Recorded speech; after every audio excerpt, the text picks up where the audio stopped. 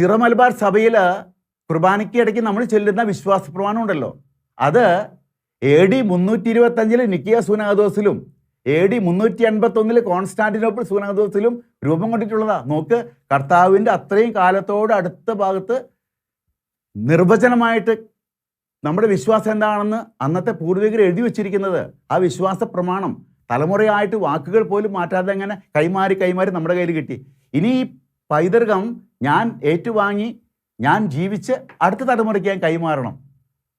അതിൽ മാറ്റം വരുത്താൻ പാടില്ല. അതുകൊണ്ടാണ് ഈ മാർപ്പാപ്പ ഇത്ര സ്ട്രിക്റ്റായിട്ട് ആരാധനാക്രമത്തിൽ കുർബാനയിൽ വചനങ്ങൾ വാക്കുകൾ മാറ്റാൻ ആർക്കും അനുവാദമില്ല, മെത്രാന്മാർക്കും അനുവാദമില്ല എന്നൊക്കെ പറയുന്നത് അതുകൊണ്ടാണ്.